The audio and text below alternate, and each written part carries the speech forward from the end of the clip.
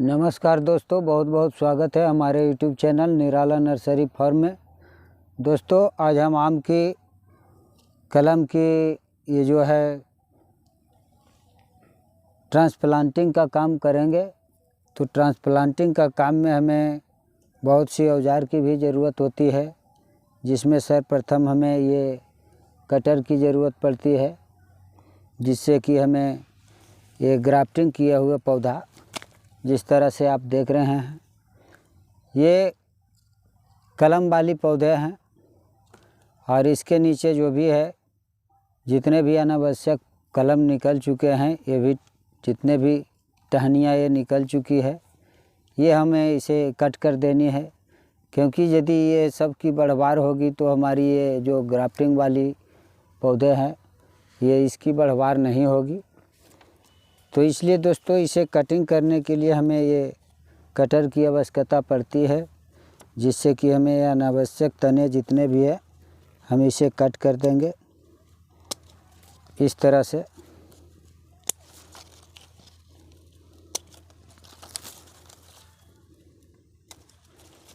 ये अनावश्यक तने थी जो कि इसे रखने में कोई फ़ायदा नहीं है, और इसे रहने से हमारी जो भी ग्राफ्टिंग वाली पौधे है इसकी विकास नहीं होगी, इसलिए इसे हटा देनी है।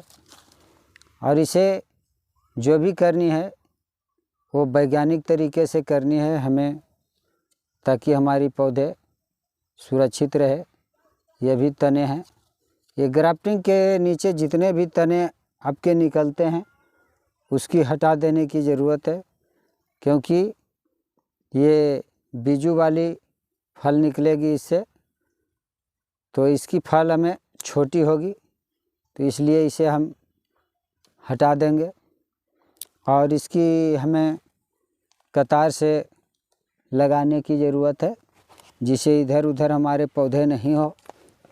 इस तरह से हमें लाइन से लाइन में रखना है, और इसकी हमें गिनती कर लेनी है कि एक लाइन में हमें कितनी पौधे ऐड हो जाते हैं। इस तरह से हमें रखने से एक फ़ायदा होगा कि हमारी नर्सरी से जितने भी पौधे निकलेंगे हमें गिनती करने में आसानी होगी। तो दोस्तों ये भी एक अच्छे तरीका है। यदि आपके पौधे किसी तरह की आपकी अनुपस्थिति में अगर पौधे निकल जाएंगे तो इसे आप ध्यान देंगे तो आपके पौधा पकड़ में आ जाएंगे कि हमारे 10 पौधा कम है। तो इस तरह से तरीका अपनाने की आवश्यकता है। और दूसरी बात, ये हमारी दूसरी औजार है, इसे वो काम करेंगे जिस पौधे में हमारी जड़ नीचे जा चुकी है प्लास्टिक की थैली से। वो जड़ को हमें इस तरह से इस औजार के द्वारा हमें कटिंग कर और उसे एकत्रित करने में आसानी होगी। जिस तरह से हमारे जड़ी अंदर जा चुके हैं तो उसे कटिंग करने में हमें इस तरह से मदद मिलेगी इस औजार के द्वारा, जो हमने ये जड़ें कट कर दिए हैं और ये निकालने में बहुत सहूलियत हुई। तो इस तरह के औजार रखने की आवश्यकता है, तभी आपकी काम सफल होगी। इस तरह से हमें लाइनिंग में लगाना है और अच्छे ढंग से रखने की आवश्यकता है। और दूसरी बात कि इसे जब भी हम इधर उधर करेंगे पौधे को एक जगह से दूसरे जगह, तो इसमें करने के बाद हमें पानी देने की आवश्यकता बहुत ज़रूरी पड़ती है, क्योंकि हमने इसकी जड़ें मिट्टी से काट चुका है। तो जब तक हम इसमें पानी नहीं देंगे तब तक हमारी पौधे ग्रोथ नहीं करेंगे, और धूप निकलने के बाद वो मर भी सकता है। तो दोस्तों सब कुछ देखते हुए हम इसकी ट्रांसप्लांटिंग करेंगे।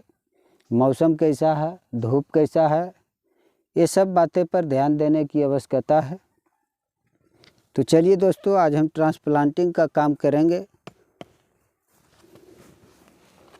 और हमारी जितने भी ये जिसमें इस बैग में हमें पौधे नहीं हैं तो इसकी हम अलग बेड की रखने की व्यवस्था करेंगे।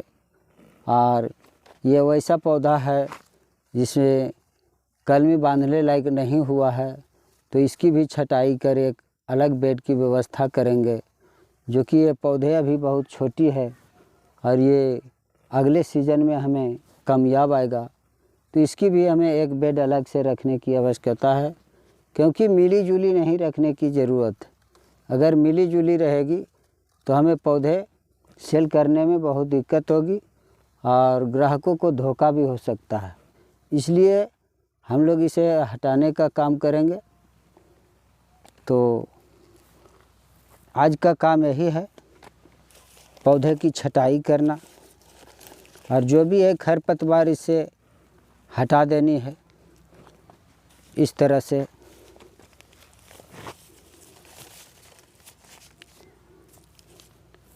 इकट्ठा करेंगे।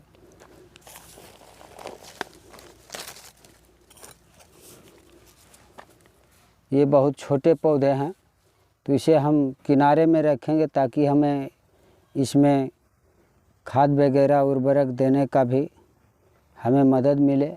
इसे बीच में नहीं रखने की ज़रूरत है, इसे किनारे में रखेंगे ताकि इसकी सेवा हम कर सकें और इसे ग्रोथ करने में हमें सहूलियत मिलेगी। क्योंकि अगर बीच में ऐसे छोटे पौधे रख देंगे तो हमें इसमें खाद उर्वरक देने की समस्या हो सकती है।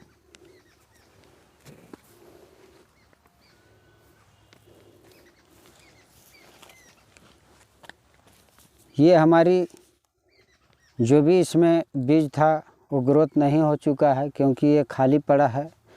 तो इसे भी हमें एक साइड रखने की ज़रूरत है और इसके लिए भी एक अलग बेड की व्यवस्था होगी, जो कि अगले सीज़न में हम उसमें बीज बोएंगे और हमें मिट्टी भरने की ज़रूरत नहीं पड़ेगी। इस तरह से ये हमारी ग्राफ्टिंग वाली पौधे नहीं हैं और ये छोटे पौधे हैं। इसे भी हम एक साइड रखेंगे, इसे भी अलग बेड में हमें रखने की ज़रूरत है। तो इस तरह से आज छटाई और इसे ट्रांसप्लांटिंग का काम करना है। ये जैसे इस तरह के पौधे हैं, इसमें ग्राफ्टिंग हो चुकी है लेकिन ये सक्सेस नहीं हो चुका है, तो ये हमें छटाई कर देनी है। इसकी अगले सीज़न में ग्राफ्टिंग होगी, ये भी हमारे पौधे कामयाब रहेंगे। इस तरह से हमें छटाई करने का काम करना है। तो दोस्तों देख लिए, ये है वैज्ञानिक तरीके से नर्सरी करने का तरीका जो हम अपना चुके हैं। इसी तरह से नर्सरी करने का तरीका है और इसमें खरपतवार जो भी है समय समय पर हटाते रहना चाहिए और बीच बीच में दवा का भी छिड़काव करते रहना चाहिए। ये सब है वैज्ञानिक तरीके से करने का तरीका। तो दोस्तों इस वीडियो में इतना ही, मिलते हैं किसी दूसरे वीडियो में किसी दूसरी जानकारी के साथ। तब तक के लिए स्वस्थ रहें, मस्त रहें और देखते रहें निराला नर्सरी फार्म। धन्यवाद। आपका दिन शुभ हो।